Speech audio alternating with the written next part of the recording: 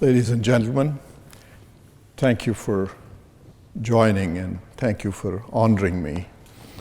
For me, coming to this blessed hall and this blessed institution is akin to performing pilgrimage. Normally, when you perform pilgrimage, you go barefoot. So you have to forgive me for continuing to wear my shoes. I must extend my apologies for not being able to come when you bestowed the honor of the invitation last time because of certain circumstances and upon advice of well-wishers and thoughtful friends. I was not traveling then, but things are have been streamlined, and it is, for me, it is safe to travel. And here I stand before you. So thank you for bearing with it, re-inviting. And I know time is of essence because of the exams are taking place, and you have been so kind to take time off from your studies to come and join. So I will be brief, but then I'll be available to answer as many questions you have and some concluding remarks that have been in my heart and in my mind. The reason is that I am full aware of where I am standing and in front of whom I am standing. You're the future of mankind. Never let anyone change that. You're the future. You're the leader of mankind. So my humble presentation is, and I wrote it specifically to come here, is brief, and then we will answer your questions and express my thought that had been in my mind since this invitation was confirmed, that with what I would leave the future leaders that will be sitting. So I will have those thoughts as well. As Holiness the Dalai Lama said, no matter what part of the world we come from, as human beings, we are all fundamentally the same. We all seek happiness and wish to avoid suffering. Very simple message. Physically, mentally, and emotionally, we are the same. We want to be able to determine our own destiny as individuals, as people. That is our nature. Although we have the right to live in peace and freedom, these are not qualities that fall from sky. We have to work to nurture the conditions that allow them to flourish within ourselves and the world at large. I'm a patriotic immigrant American. I'm a Muslim also. But being a Muslim is circumstantial to my calling. I'm here to remind others that whatever my faith or creed, there are the holy maxims of enlightenment and reason that we all can agree provide for a faith to greater social justice for all. In fact, the rise of Trump and Brexit can in some part be found in voices of those left behind, not apportioned their share of justice and dignity. Had globalism been more inclusive, earlier in a conversation somebody asked that question. Had globalism been more inclusive to both nativist and refugee, there would be no Trump no Brexit.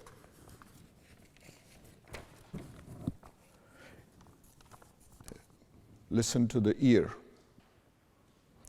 In 1998, Richard Rorty, a famous philosopher, wrote this, and I quote verbatim from his writing. In 1998, members of labor unions and unorganized, unskilled workers will sooner or later realize that their government is not even trying to prevent wages from sinking or to prevent jobs from being exported. He wrote this in 1998 for us to be warned. Around the same time, they will realize that suburban white-collar workers, themselves desperately afraid of being downsized, are not going to let themselves be taxed to provide social benefits for anyone else. At that point, something will crack. He writes this in 1998. At that point, something will crack. The non-suburban electorate will decide that the system has failed and start looking around for a strong man to vote. Someone willing to assure them that once he is elected, the smug bureaucrats, the highly paid lawyers, overpaid bondsmen, and postmodernist professors will no longer be calling the shots. He wrote this in 1998. One thing that is very likely to happen is that the gains made in the past 40 years by black and brown Americans will be wiped out. Jocular contempt for women will come back into fashion. All the resentments which badly educated Americans feel about having their manners dictated to them by college graduates will find an outlet. He predicted this in 1998. So we must now align ourselves with a more inclusive globalism and a stronger faith in the personal values provided by equal protection and equal dignity. Our neighbor is not to blame. Her hand is what we hold in facing the challenges of an ever-changing world. And you're the leaders of that ever-changing world. This quote is from Reagan's farewell address to the nation. The past few days when I have been at that window upstairs, I have thought a bit of the shining city upon a hill. The phrase comes from John Winthrop, who wrote it to describe the America he imagined. What he imagined was important because he was an early pilgrim. That is what immigrants were called then, pilgrims. An early freedom man, he journeyed here on what today we call a little wooden boat, and like the other pilgrims, he was looking for a home that would be free. I have spoken of the shining city all my political life, Reagan says, but I don't know if I ever quite communicated what I saw when I said it then. Reagan further says, but in my mind, it was a tall, proud city, talking about my America. Proud city built on rocks stronger than oceans. Windswept, God blessed, and teeming with people of all kinds, living in harmony and peace, a city with free ports that hummed with commerce and creativity. And if there had to be city walls, Reagan said in his farewell address, and if there had to be city walls, the walls had doors. And the doors were open to anyone to anyone with the will and the heart, to get here. That is how I saw it and see it still. Mine is much more proscript message than a diagnosis of the world's ills. My story is like of John Winthrop, a pilgrim seeking freedom and finding the shining city on the hill. Now that shining city needs me and my voice, so that it continues to be, as Reagan described it, a beacon for all free-minded people. Let me share, generally that question is asked, why this passionate expression of your gratefulness to the Constitution of the United States and to its system and to the nation to which I belong? And what took you to the DNC convention? And what makes you continue to speak even today? This is my 107th appearance since the convention. Throughout the country, I have spoken to many worried communities, academic institutions, political organizations, asking same question. I will tell you in short form, brief story of what and why we decided to go and speak at the convention. Our son, Captain Humayun Khan, was serving in Baquba, Iraq in 2004. On the fateful day of June 8 of 2004, his duties were to protect those who were under his jurisdiction, meaning in the camp. There were about 300 local Muslim Iraqis standing to come inside the camp to perform the services for the camp. And there were scores of soldiers that were leaving for the day's mission. At 8 o'clock in the morning, he's inspecting the troops that all operation is going smoothly. He sees a fast-moving car coming towards the gates of the camp. He was trained military officer. He realized the danger because of the speed and the manner that car was coming.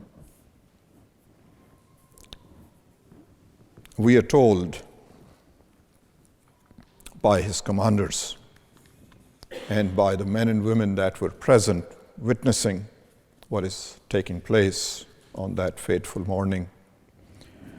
Instead of saying to his men, stop this car, and they tell us now that we would have, without hesitation of a moment, we would have stood in front of that car and stopped it. He didn't do that. He said to them, hit the ground, and they all did. And he moved 10 steps towards the oncoming car and stopped it, causing it to prematurely detonate. He lost his life. We are told that by his commanders, by his fellow men and women that were at the gate at that time, that they have only read these things in the books. But he became a symbol of protecting others to the last moment of his life, remaining honorable to the oath of office that he took, that he will protect the Constitution and the values. We are told people send us pictures of their families, grown and growing families, Iraqis, US soldiers that now have retired, sharing with us, telling us that this would have not been possible if Captain Humayun Khan would have not stepped 10 steps forward. That is the grace and spirit that guides us whenever there are questions in our life. Protection of others, care of others, sometimes requires certain steps that must be taken. And I narrate this story. May by these words, if the time comes in your life to lead the country, to lead the community, to lead your nation, that you will lead without hesitation, with moral compass in your hand, that this blessed institution has placed in your hands. That will be your leading light. So when the invitation came that a tribute will be paid to Captain Humayun Khan at DNC convention, we were reluctant to accept it. We waited for 2 days. Initially, our answer was, please give us some time to think about whether we should come to the convention or not. We asked our children, our well-wishers, they all told us, do not go. You will be maligned, you will be disrespected, your privacy will be violated. It will be something that you will not desire, you do not desire, you should not be involving yourself in this politics. This is what was our reaction to immediately receiving the invitation. On the other hand, what was taking place in our life was, since then candidate Trump had made this statement, I will ban all Muslims, all Hispanics will be thrown out of the United States, women are not of equal dignity, judges are partial. Whenever we would go after those statements to various events of family, birthday parties, other events, or people will come with small children to our home, these worried children, 10-year-old, 15-year-old, high school, middle school, elementary school children will ask one question. You're an attorney, can you please tell us, is this true? But we are born here. How can somebody throw us out? We don't know any other place. Where would we go? I would hearten them that this is just political rhetoric. Do not worry. Such things cannot happen in the United States. Children will go home and I will ask their parents out of concern, have they been heartened? Are they doing okay? And parents will tell us, no, they don't eat well. They don't do their homework. Some of the children, because in school, in their classes, their friends would harass them by saying, oh, you are Muslim, or you look Hispanic, and you will be thrown out from here. So these children, some of them refused to go to school. They would make an excuse, oh, I am sick, I cannot go to school today. Once, twice, and parents will ask, you have never been sick, you have never missed school, what is this? And they will then finally tell them that we are worried that you will be taken away. That is what was happening in our personal life when we had received that invitation to go to stage and speak. Then I went to the second day of this invitation, I went to check the mail. In our mailbox, we have received thousands and thousands of letters of encouragement, of support, of thanks and all. But then this little note, without a stamp and envelope in our mailbox, I collected the mail, and this small envelope without a stamp, I was curious to read it immediately. Standing next to the mailbox, I opened it immediately. It was a small card with 4 names, with scribbled signature and one message. I immediately brought it to Azala. I read it to her, and this is what it said. I know parents had something to do with delivering but the card was written by those 4 children. It said, Mr. Khan, we love Sophia. She's our friend. Please make sure she's not thrown out of this country. I told Azala at that moment, that maybe this is the message that we were waiting for. Care of others. In one of the corner of room, we have a picture of Captain Humayun Khan in uniform and other books that he read, medals that he have received, and other photos of other friends and all. We looked towards that picture, and it was that grace of that moment that told us that this is the time for you to speak. Speak on behalf of those that are most worried, that are suffering in silence, that have no outlet. No one is speaking on their behalf. That afternoon, we called DNC and we told them we will come and we will appear. And we did. Then we were given an instruction when I accepted that, look, your number is on Thursday, schedule is very tight, Mrs. Clinton is speaking after your speech, and you have 2 minutes to speak whatever you want to say. So we said, we will do that. We will speak only 2 minutes. I sat down to write my grievances. I sat down to write what I have gone through, what I have felt, what I have heard from these children, how worried they are as future of this country. And it was 12 pages, 10 pages, and poor Ghazala will sit on the other side of the table and I will read it to her.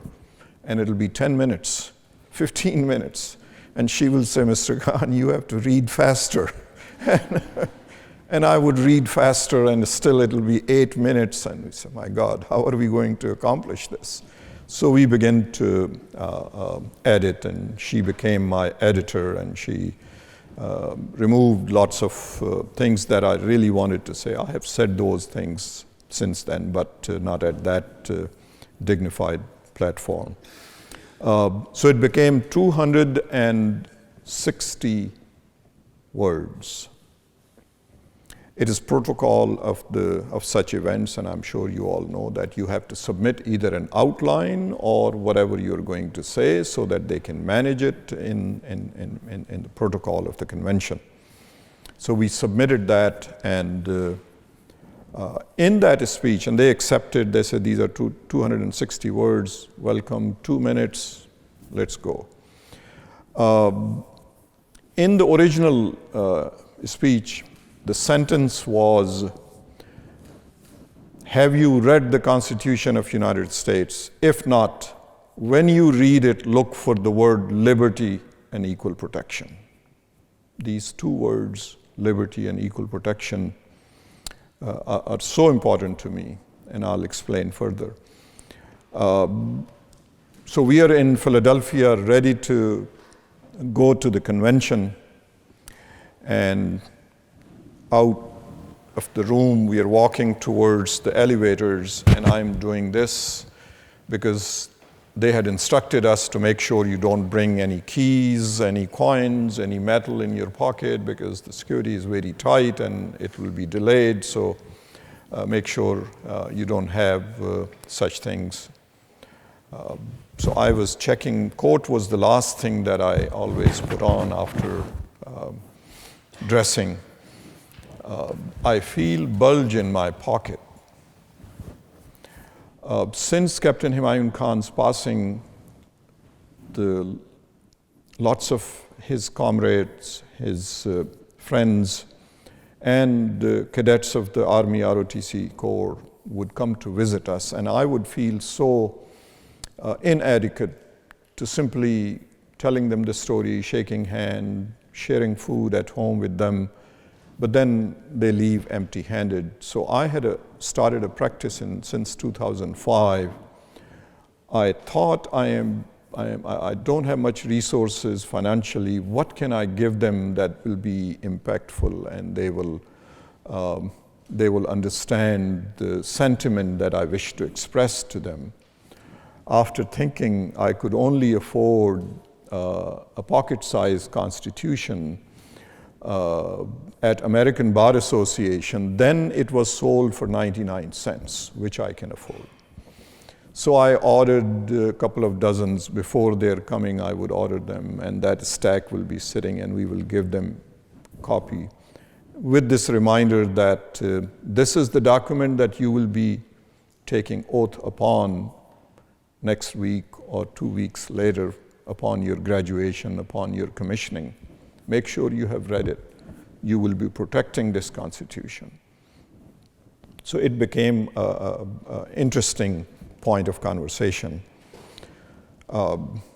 Since then, I've been keeping a copy in my pocket because I make a point during my conversations to share, to talk about, to show what is written where. Sometime some of us have not read it, regardless of entire nation living under those protections and those articles of Constitution. So I feel this document is in my pocket, and I asked Ghazala, we are still moving towards the elevator. I said, Ghazala, I have this Constitution in my pocket. May I, when I say you have not read it, may I pull it out and wave it? And she said, no, you should not do that. That will be against the protocol of the convention. You don't want to do that. We should ask the producers first if they would allow us. So we get to green room. Ghazala and I have been having conversation that would you say a word or two when we get up to the podium? Just come up and say thank you very much and thank you for inviting and honoring our son, and Khizr will speak, and then just stand on my side. And she says that, you know, whenever there is a picture of my son, I cannot speak without losing my composure. So don't insist that I speak. I said, no, say something, say thank you, and just stand on my side. She said, I will collapse if I open my mouth. So when you see her picture, her face is like she's holding on to something. She's controlling and managing herself, and she is standing there, and you will see her hands. She's holding the podium so she wouldn't collapse, because it has happened in the past. I said, okay, stand next to me. So we get to the green room, and I asked the producer, in the green room they have floodlights and lots of noise, so ordinary people like myself, that we are not used to noise and lights, don't get confused, so that we can get used to it for a couple of moments, and then when we go up to this stage, it is to some extent familiar. So I asked the producer, who is standing about 3 feet away from me, and the assistant producers in line next to him, I said, sir, I have this Constitution in my pocket. I am making reference to it. May I do this? And he walks from there. He comes almost next to me, standing, looking into my eyes. And he said, Mr. Khan, are you sure you want to do this? I said, yes. And he said, this will be an amazingly impactful moment of the entire convention if you did this. Go ahead and do this. So now we have permission. We have discussed it among ourselves, what will happen, and the rest is history. But behind all this, these gestures and waving of Constitution and reminding us and ourselves, is one thing that I want to re-emphasize, because I am fully aware where I'm standing. You're the future of mankind. It was care of others, in care of others. Captain Humayun Khan in his life reminded us that there is no limit to that.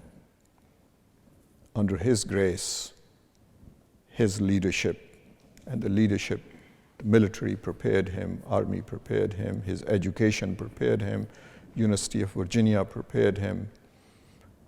We did that. We continue to do this. We continue to speak.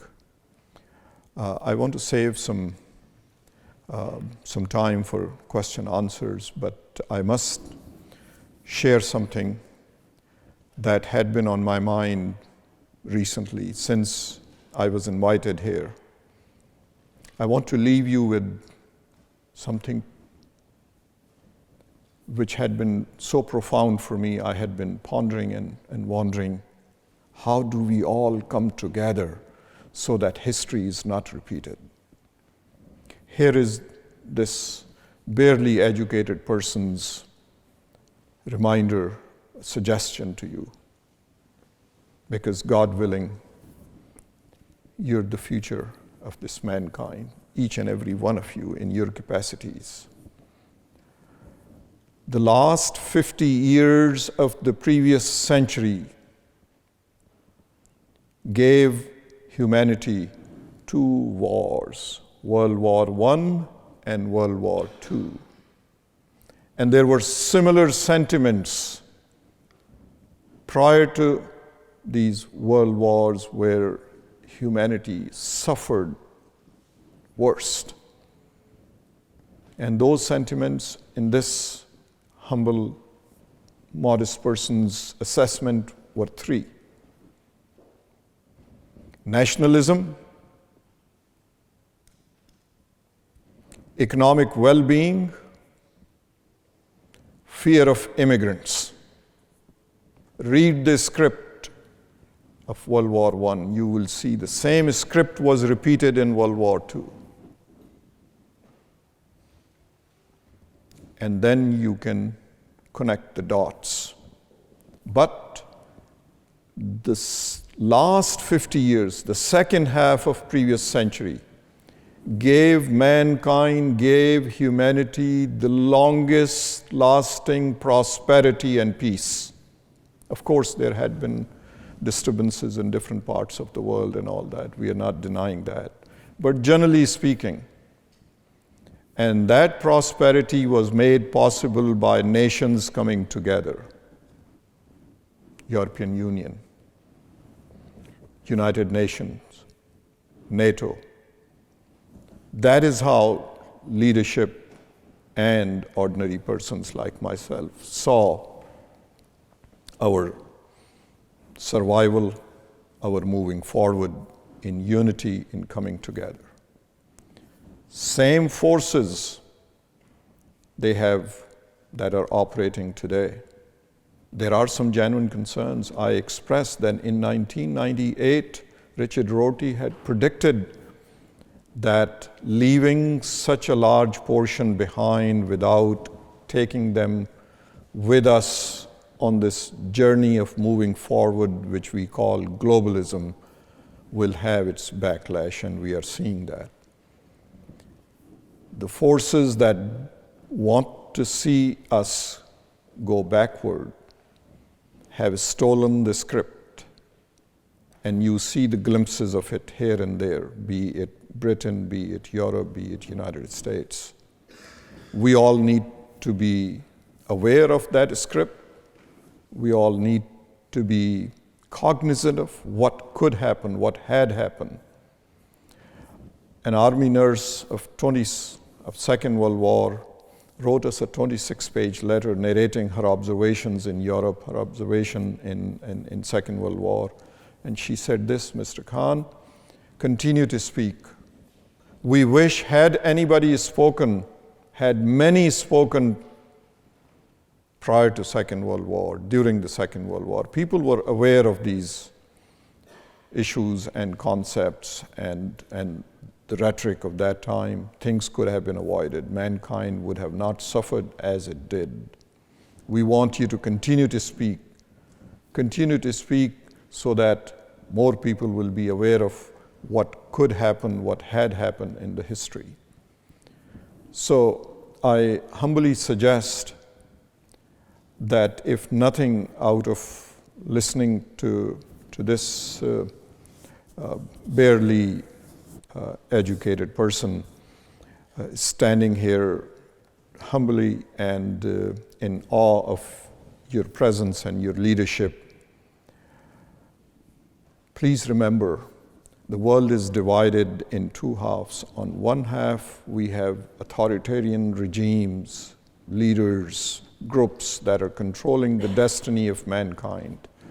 On other hand, us, blessed us, that have the right to self-determination. We can choose our leaders, we make mistakes, we choose wrong leaders, but then we can throw them out. On the other hand, mankind, same like us, have no rights to choose to decide their destiny. And the mankind aspires to have those rights. And that is why I call the amendments to the Constitution, Bill of Rights to the Constitution, I call them human dignities. It is human dignity. It is for everyone that is on this planet Earth to be able to speak his or her mind, be able to assemble, be able to protest, be able to select or choose their leadership, their rules and regulations. Some have it and some don't. And by the blessing of my Creator, we are assembled here and are reminded that these rights and these dignities are worth protecting not only for ourselves, but for the rest of the mankind. So thank you for this wonderful opportunity. I am humbled, I am grateful. I will be available and stand here to answer your questions. Thank you. Thank you very much.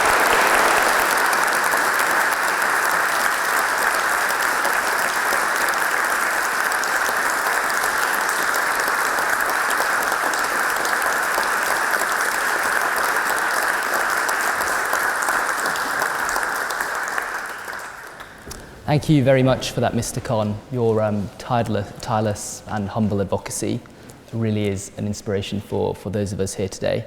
We're once again so grateful that you've chosen to join us.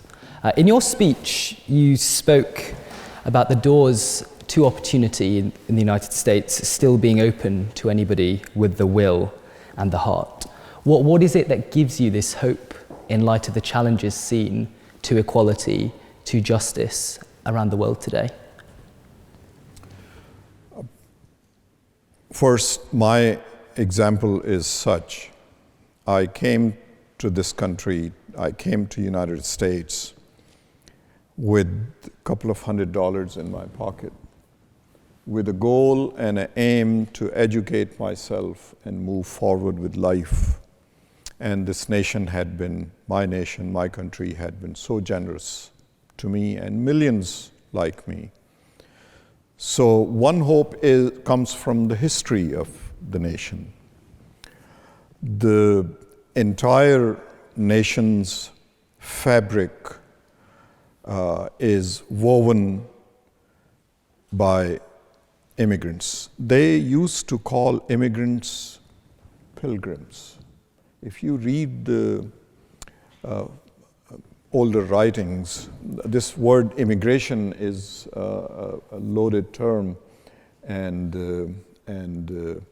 was not used initially when people were settling in the United States. They were called pilgrims. John Winthrop was a pilgrim.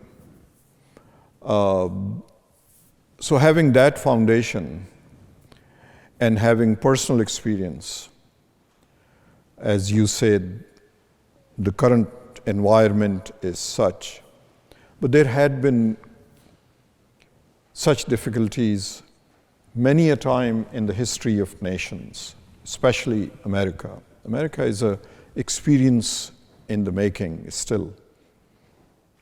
God bless my nation. Let me, I say these things very humbly. I am fully aware of my capacity. I am fully aware of where I'm sitting. So forgive me if I make a mistake. 1882, America enacted Chinese Exclusion Act. Chinese brothers and sisters that have come to lay the railroad, they were imported, they were brought to America to lay railroad and build roads. Whole lot of them were excluded just out of this nationalism, fear of immigrants, economic well-being. They are taking our jobs. They were thrown out by the Act of the United States Congress and the government. 1882, Act of Chinese Exclusion Act. Then comes another act that I feel embarrassed to have it in the history of my blessed nation was in 1942. Japanese-American internment executive order. That was done through executive orders. Hundreds of thousands of innocent children, women, men were taken out of their communities and placed in the camps. The history of civil rights of African American. The history of our Jewish brothers and sisters. A ship full of immigrants of Jewish faith left Europe, left Germany, sailed to United States. The name of the ship was St. Louis.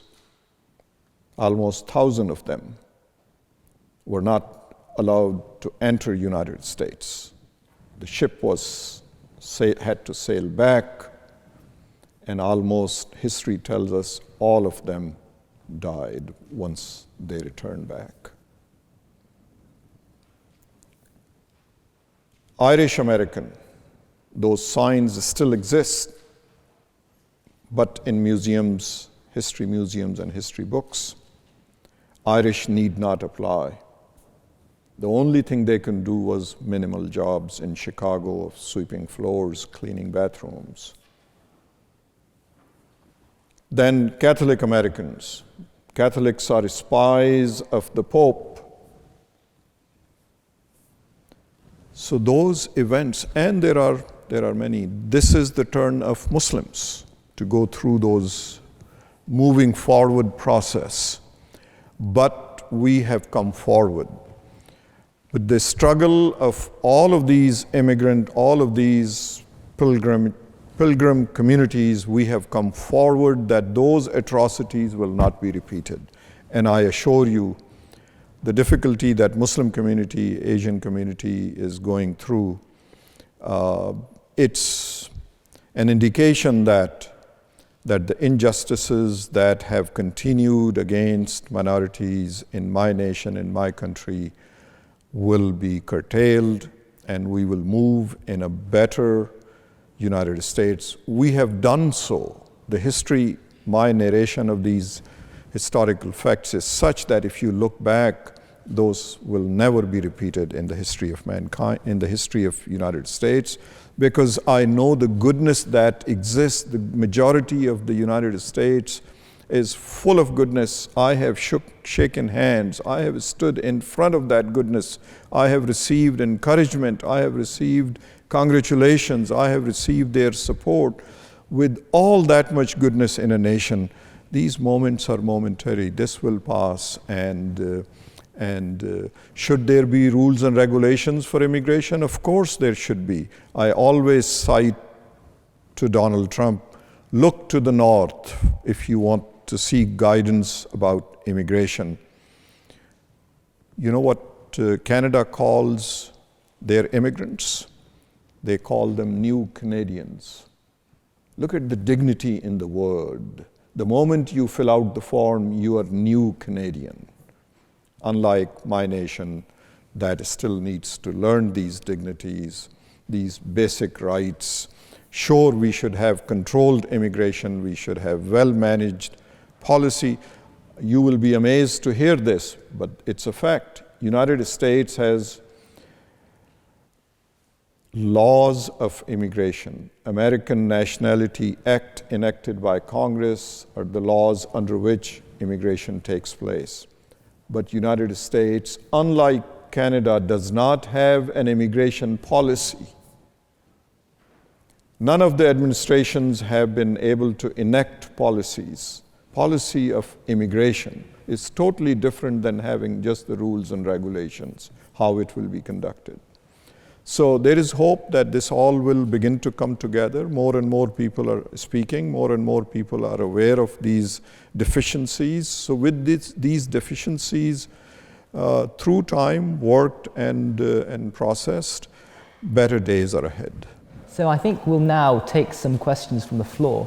So if you have a question for Mr. Khan, please raise your hand And if you're recognized, wait for the microphone to come to you, which will amplify you before speaking. Okay. Do I have any volunteers? Yeah, could we go to the lady on the fourth row there, please? Thank you for coming and speaking to us today. And I'd just like to say deepest condolences first to you for the death of your son. I'm sure it must be a terrible nightmare for any parent to experience that kind of loss. I speak to you though as a Muslim. You are a Muslim. I am not a Muslim. And you seem to be a very genuine man, and you seem to be very concerned about the equality and respect shown to all people of whatever religion or gender they are. And you said that as human beings, we are all fundamentally the same. I'd just like to know how you reconcile your you being a Muslim with the fact that in Islamic lands, over 60 million Christians have been killed in jihad and are persecuted daily for their religion. And indeed, the Quran itself, the book that I believe you would highly revere, you would probably see as being perfect. You respect it and you believe it if you are a Muslim, a devout Muslim, as I'm sure you are. How do you reconcile yourself to the fact that every 12th verse in the Quran speaks to Allah's hatred for the non-Muslim or calls for their death, their subjugation, or their forced conversion? And as a non-Muslim myself, I'd like to know how you reconcile yourself to these facts. Thank you. What a wonderful question. I have spoken in my limited capacity, and here is my direct answer to you. And don't be offended if I say something unpleasant. Those are un-Islamic acts. It has nothing to do with Islam. My Islam, my religion teaches that every soul created on this earth has equal dignity and equal rights. That is what I practice, and that is what if it is not practiced, I declare it that is not according to my faith, but I have no right to question anyone else's faith. I can condemn their act, I can condemn the act of violence against any being, but I cannot condemn the person, because then again, that is against my faith, against my understanding of my faith. People cite Quranic verses, Quran's words and all.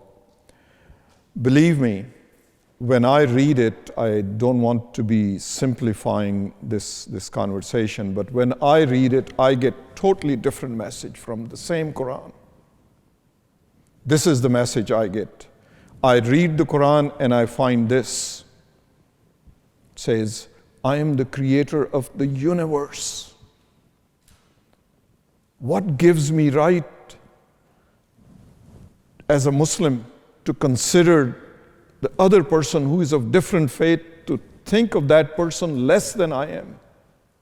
I don't get that message from Quran. I get the message that I have created every being on this planet. That is what my Creator is telling me, which means that it is imperative for me to consider every being on this planet Earth equal dignity, equal protection of law, equal protection of faith. These atrocities are being committed in the name of religion, but not for the religion.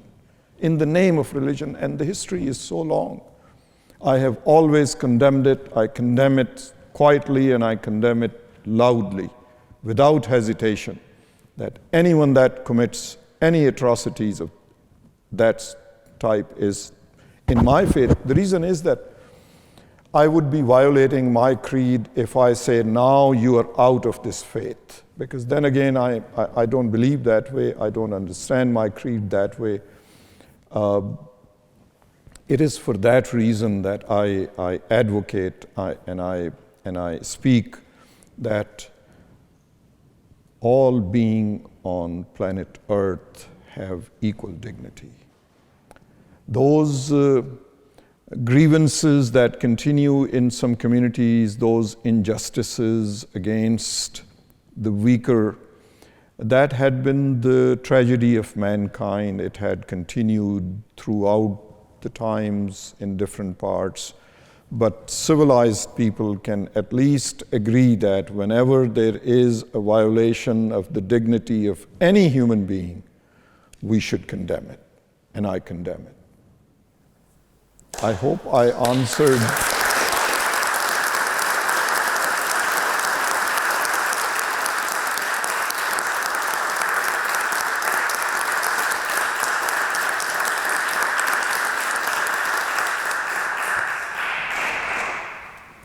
Okay, could we take another question, please? Yep, can we go to the second row here? We only need one microphone. Thank you. Hi, thank you for coming to speak today. My question was regarding after your speech at the DNC. I kind of felt like at the time it was kind of a reckoning moment where voters and people from both sides, both parties came together and supported you and supported that cause and equally condemned any sort of malignment to you and your family and your son. And I wonder if you felt like that continued to be the case in the months after the election, and what you kind of been doing to take advantage of that special situation. You mean a special situation that we were brought in the public limelight? Yes, and had support from both sides, whether Republican or Democrat. Yeah.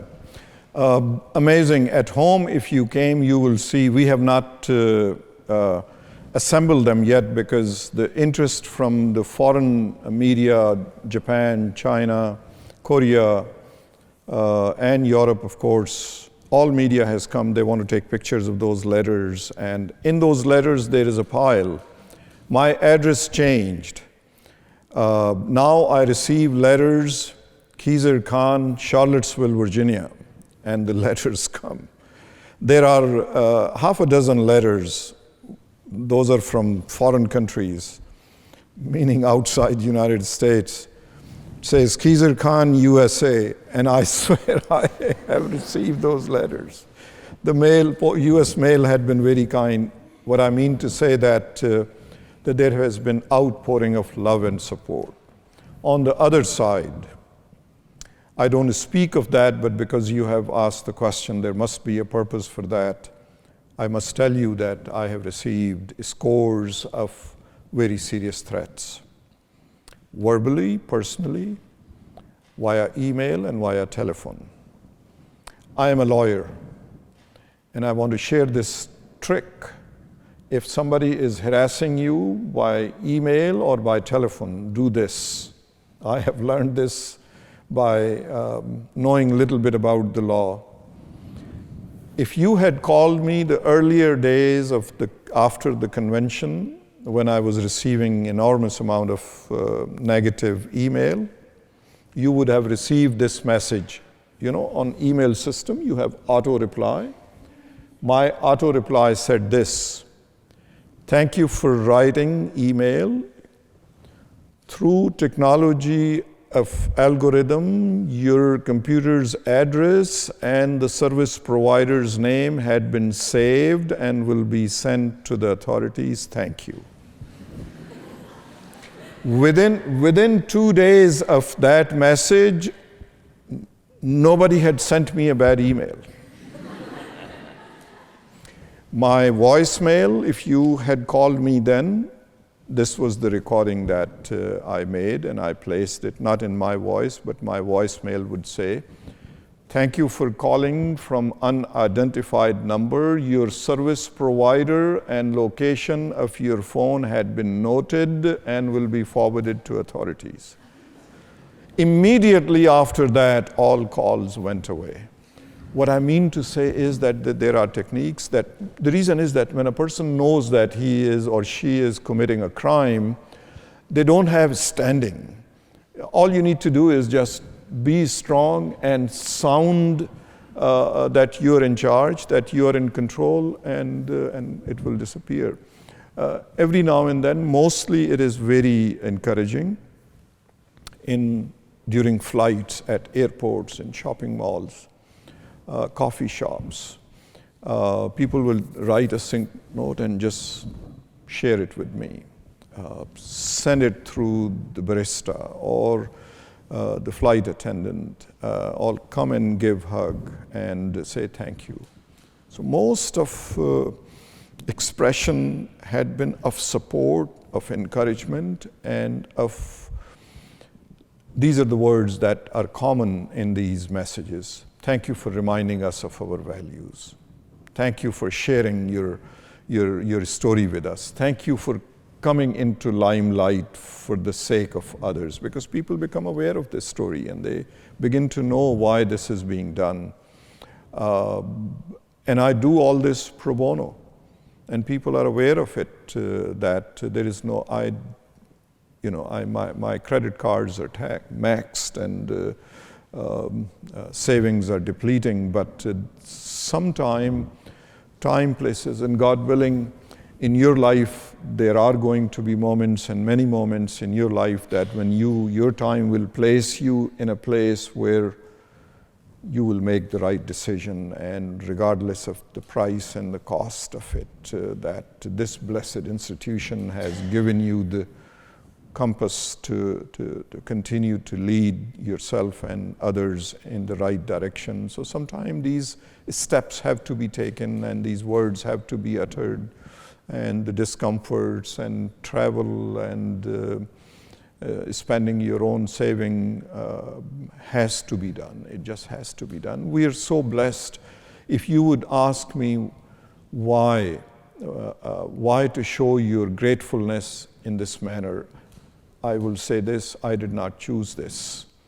It just so happened that it had to take place. It was meant to be. I still have the choice. Nobody is forcing me to do this. I continue to do this because I feel that after these conversations, this is 107th, we are heartened. We walk out a little more aware of our circumstances, a little more aware of what is taking place outside communities, in the world. And with this awareness would come the solution, and you will solve those issues, and your shoulders are burdened with the future leadership. And so it is with that hope I continue to walk and speak, and we will continue to do that. Thank you. And I think we have time for one final question.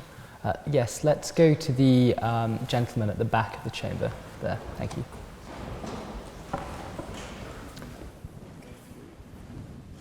Thank you for coming to speak today, Mr. Khan. You've spoken about the importance of the rights enshrined in the Constitution. Of course, most of the time, the duty to uphold those rights falls upon the courts. And so I was wondering what your thoughts were on the recent comments made by not only Donald Trump, also over here in the UK by the Daily Mail, calling barristers enemies of the people. Your thoughts on those comments, and why a profession which traditionally has upheld people's rights is now being vilified, and what that profession can do to change that. Thank you. Well, this is what is happening in the United States, and I give you an example of what took place at Dulles Airport. In the United States, every community has group of lawyers that are volunteering. All the civil rights organizations have volunteers, groups of lawyers that are volunteering their time and their resources to defend anyone that is affected. So the concept, the perception of legal community is in the remaking, is changing. I was asked to speak at Immigration Lawyers Convention 2 weeks ago in Washington, D.C., and there were thousands of lawyers that came from all corners of the United States, and their president said this: I am getting this information directly from members of the organization that there is so much demand for immigration lawyers in all communities that this country has never seen so much demand for immigration lawyers to represent people, to educate, to advise people, meaning the demand is at such a high level. Every affected community by these executive orders, by other steps and policies of the Department of Justice, is seeking help of lawyers, and lawyers are stepping forward to do that. One example, if you ever came to Washington, come to Dulles Airport. You have a terminal for foreign flights coming in, and it is Terminal 13. As you come out, you will see a big sign on the wall which says, "Immigration Help by Attorneys." And at the bottom it says, Council of Lawyers of Washington, D.C. 1,000 lawyers have volunteered and continue to volunteer to be available. Initially, Department of Homeland Security and the airport authority said, we will not allow any lawyer to enter unless the lawyer is requested to come by the client at our airport. The governor of Virginia came. Dulles Airport is in Virginia state.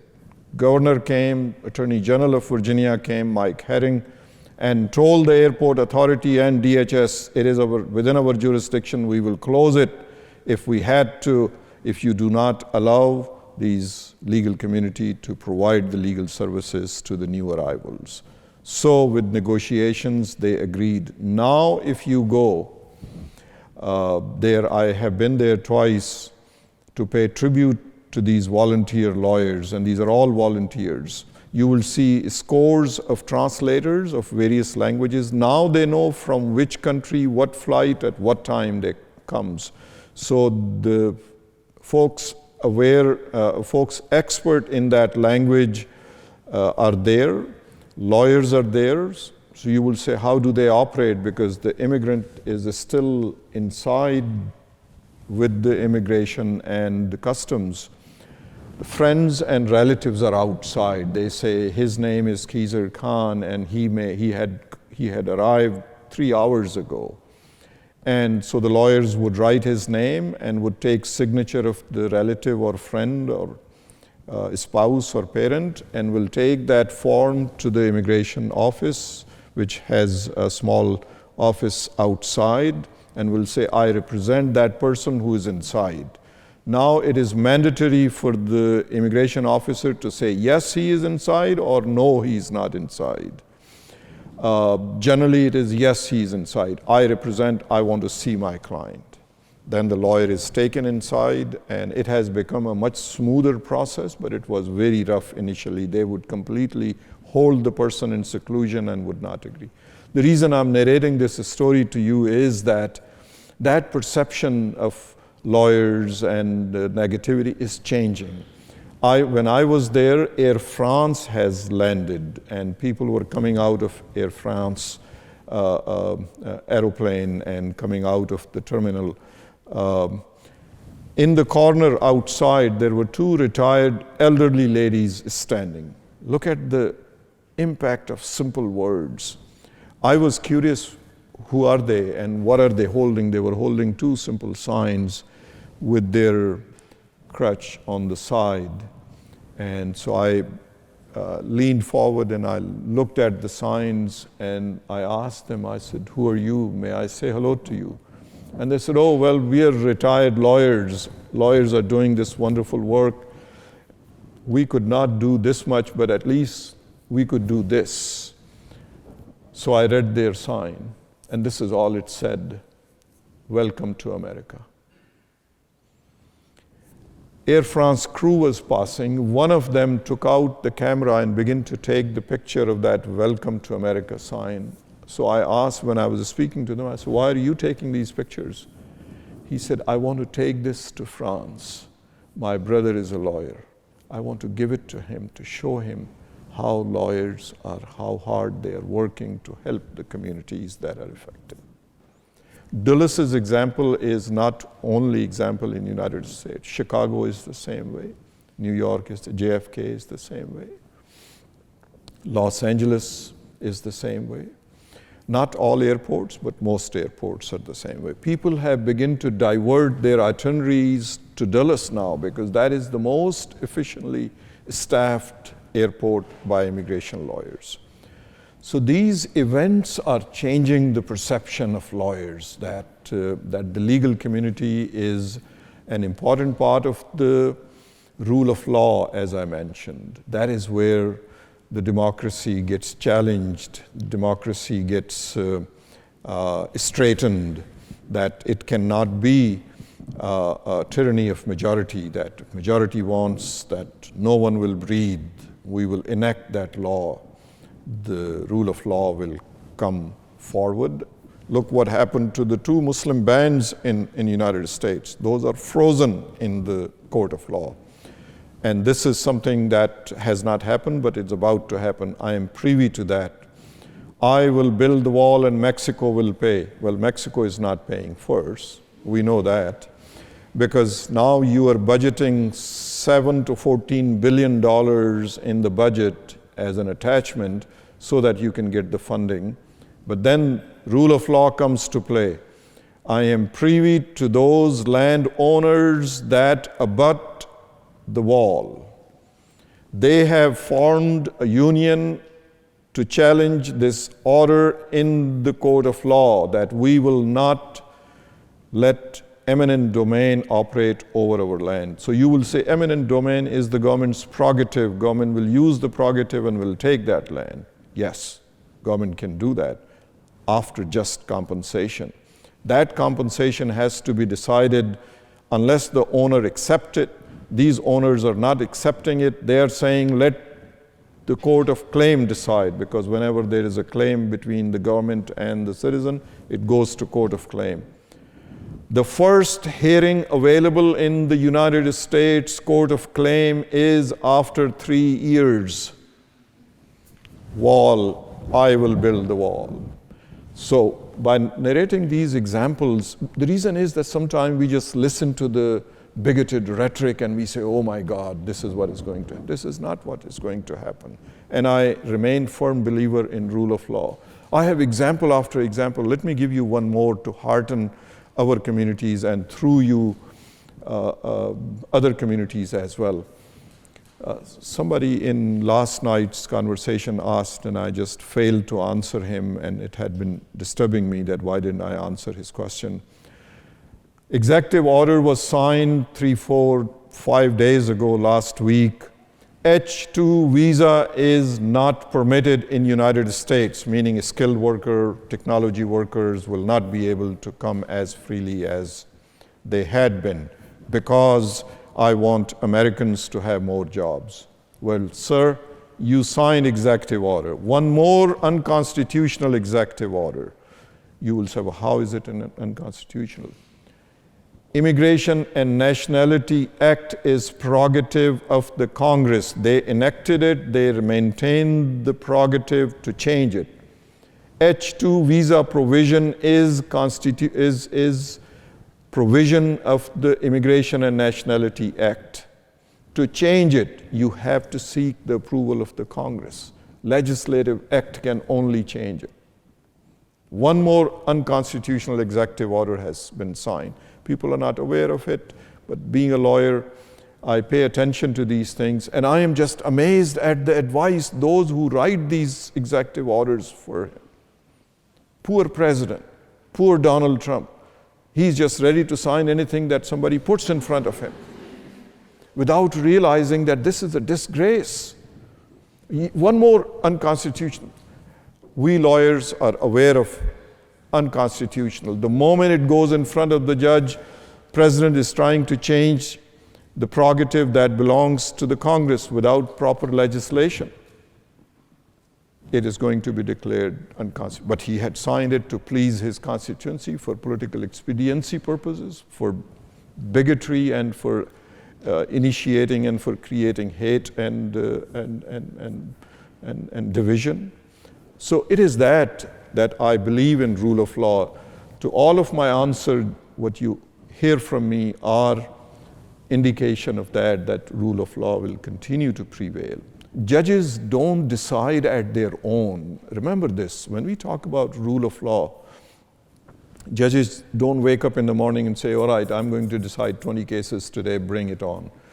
It doesn't happen that way. Somebody has to prepare the brief, somebody has to file the lawsuit, somebody has to stand and explain to the judge. Other side comes and so in that whole process, role of lawyers is becoming more prominent, more preeminent, more necessary to move societies forward. And you will begin to see, and you're seeing that in the United States, it's happening. Hopefully it will begin to happen here as well.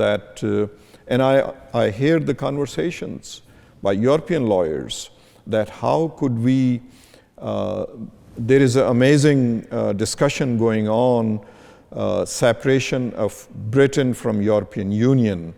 Majority of those who voted to separate now are saying that one trade policy or one center trade policy should remain. Movement of people should be separated from it. And there comes lawyers and their role and their explanation that either everything goes or both stay. So there is a turmoil that I foresee, which will require involvement of the court and lawyers. Long answer, sorry, but I had to share these. Well, thank you very much for being so generous with your time here with us this afternoon. That's unfortunately the end of the event, but please join me in giving a very heartfelt thanks to Mr. Khan.